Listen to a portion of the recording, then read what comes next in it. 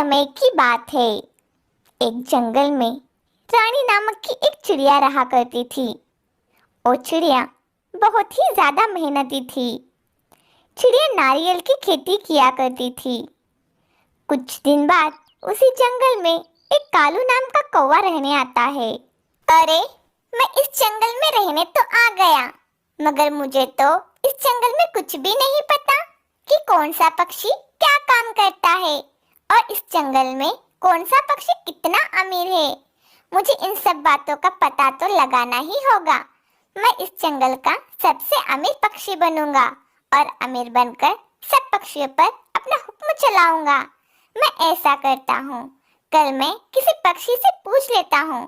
फिर कालू कौवा उसके अगले ही दिन एक पक्षी से जाकर सारी बातें पूछता है। देखो भाई, मैंने तो अपने जंगल की सारी बातें बता दी, लेकिन तुम ये बताओ, तुम इन सारी बातों को जानकर क्या करोगे? नहीं नहीं भाई, मैं कुछ नहीं करूँगा। मैं तो ये सोच रहा था कि मैं भी अब कुछ न कुछ काम शुरू करने की सोच रहा हूँ। मैं इस जंगल में नया नया आया हूँ। मुझे तो इस जंगल और पक्षी के बारे में कुछ पता भी नहीं था। मुझे अब तुमसे पूछकर पता चल गया। मैं भी अब कुछ न कुछ काम तो जरूर करूँगा। इतनी बात कहकर कालू कौवा अपने घर आ जाता है।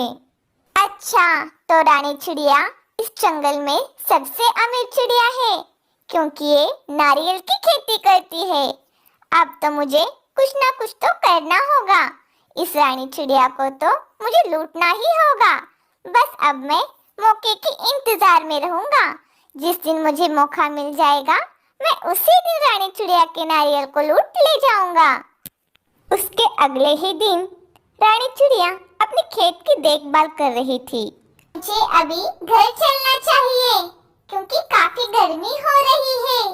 इतनी गर्मी में यहाँ रुकना अच्छा नहीं है। अगर इसी गर्मी से बीमार हो गई तो मेरे खेत की देखभाल कौन करेगा? ऐसा करती हूँ, मैं अभी यहाँ से चले जाती हूँ और शाम को फिर खेत वापस आ जाऊंगी। उसके बाद रानी चिड़िया अपने घर आ जाती है और उसके अगले ही दिन उसको बहुत बुखार आ जाता है। ये तो मेरे साथ सही नहीं हुआ, लेकिन ये सब तो मेरी ही गलती है। मैंने इतनी गर्मी में खेत की देखभाल की नहीं होती तो बीमार नहीं होती। गर्मी की वजह से मुझे बुखार हुआ है। अभी मैं खेत में तभी जाऊंगी जब तक मेरा बुखार ठीक न हो जाए। तब तक इस बात का पता कालू कौवे को मिल जाता है। अरे वाह, मेरे पास यही एक सही मौका है। मैं अभी जाकर रानी चिड़िया के खेत में के सारे नारियल तोड़ लेता हूँ और उन नारियल को मैं बेच दूंगा। वो नारियल अच्छी कीमत में बिक जाएंगे। वो नारियल बेचकर मेरे पास जो पैसे आएंगे, उसके बाद मैं सबसे अमीर बन जाऊंगा। फिर अमीर पक्षी बनकर मैं इस जंगल के सभी पक्षियों पर अपना हुक्म चलाऊंगा। उसके बाद कालू कौवा रानी चिड़िया के खेत में आ जाता है और उसके सभी नारियल तोड़कर बाजार में बेचने लगता है। उसके सारे नारियल बहुत अच्छे दाम में बिक जाते हैं। अब वो बहुत सारे पैसे लेकर अपने घर वापस आ जाता है। अब देखता हूँ मैं इन सारे पक्षियों को। अब मेरे पास अच्छे खासे पैसे हो गए हैं। अब मैं सारे पक्षियों पर बस अपना हुक्म चलाऊंगा। जैसा मैं कहूँगा सारे पक्षी वैसा ही करेंगे। उसके कुछ ही दिन बाद रानी चिड़िया की तबीयत ठीक हो जाती है। अब मेरी तबीयत पूरी तरह से ठीक हो गई है। चलो चलकर खेत देख कर आती हूँ। बहुत दिन हो गए हैं मेरे खेत को देखे हुए।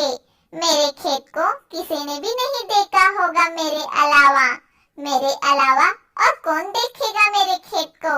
जल्दी से पहले खेत देख कर आती हूँ, कहीं कोई नुकसान न हुआ हो। उसके बाद रानी चिड़िया अपना खेत देखने के लिए घर से निकल जाती है। उसके बाद रानी चिड़िया अपना खेत देखने के लिए घर से निकल जाती है, लेकिन जिस चिड़िया ने कालू से नारियल खरीदे थे, वो चिड़िया रानी को देख लेती है और उसे बुलाती है।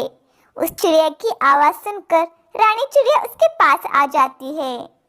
अरे क्या हुआ चमेली दीदी, इतनी जोर जोर से क्यों आवाज लगा रही हो मुझे? अरे रानी बहन, हुआ तो कुछ नहीं, बस आपसे एक बात पूछनी थी। क्या आपने आपके नारियल को बेचने किसी कौवे को भेजा था क्या? क्योंकि कुछ दिन पहले आपके सारे नारियल एक कालू नाम का कौवा बेच रहा था। वो कौवा जंगल में नया नया आया है। मैंने सोचा क्या पता रानी बहन ने उसे भेजा हो। अरे नहीं नहीं बहन, मैंने उसे नहीं भेजा था, लेकिन तुमने मुझे बता दिया, ये तुमने अच्छा किया। कुछ दिन पहले मेरी तबीयत खराब हो गई थी। उस कालू कौवे ने उसी का फायदा उठाकर मेरे सारे नारियल को तोड़कर बेच आया होगा। मैं अभी जाकर उसे सबक सिखा कर आती हूँ। दूसरी तरफ कालू कौवे के दिमाग में तो कुछ और ही चल रहा था। अब तो मेरे पास बहुत सारे पैसे आ गए हैं, इसलिए मैं सोच रहा हूँ इस छोटे से जंगल में मैं किसी को भी परेशान नहीं करूँ। इन्हीं पैसे को लेकर मैं कहीं बड़े जंगल में जाऊंगा और वहां जाके सब पक्षियों पर अपनी हुकूमत चलाऊंगा। इन छोटे पक्षियों को क्या बताना।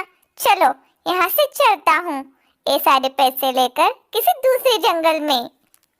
फिर कालू कौवा वहां से चला जाता है। फिर थोड़ी ही देर बाद रानी चिड़िया उसके घर पे आ जाती है और कालू कौवे को जोर जोर से आवाज देती है, लेकिन वो सुनता कहाँ से। कालू कौवा तो वहां से चला गया था। फिर रानी चिड़िया परेशान होकर अपने घर आ जाती है। ए भगवान, मेरे साथ यह ठीक नहीं हुआ।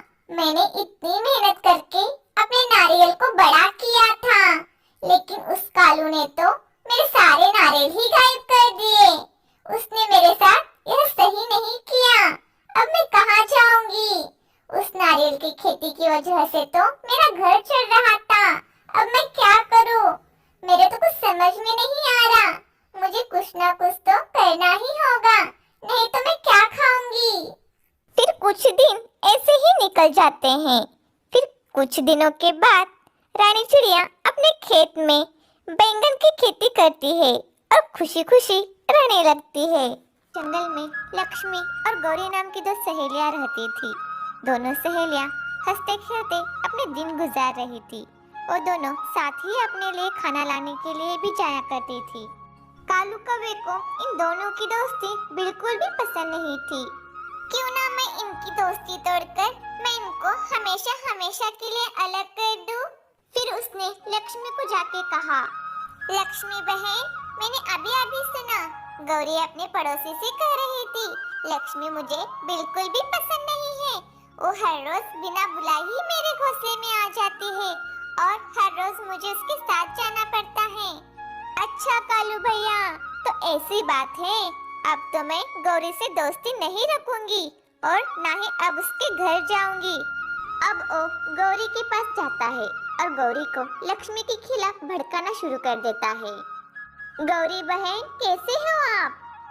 मैं ठीक हूँ कालू भैया, आप बताओ कैसे आना हुआ आपका? बड़े दिनों के बाद आप यहाँ पधारे हो। गौरी बहन, मैं तो ये बताने आया हूँ आपको कि लक्ष्मी अभी अभी अपने दोस्तों को बता रही थी कि मुझे गौरी बिल्कुल भी पसंद नहीं है। मैं तो सिर्फ ऐसे ही उससे दोस्ती की है। अच्छा, तो ये बात है कालू भैया। मैं तो लक्ष्मी को बहुत अच्छा समझती थी।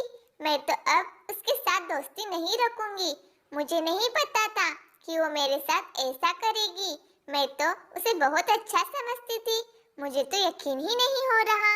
ठीक है गौरी बहन, अब मैं चलता हूँ, फिर मिलेंगे। ऐसे बोल के कौवा वहाँ से चला जाता है।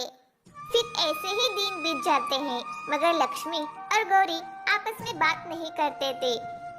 फिर एक दिन कालू कौवा अपने दोस्त तोते को गौरी और लक्ष्मी की दोस्ती तोड़वाने के प्लान के बारे में बता रहा था।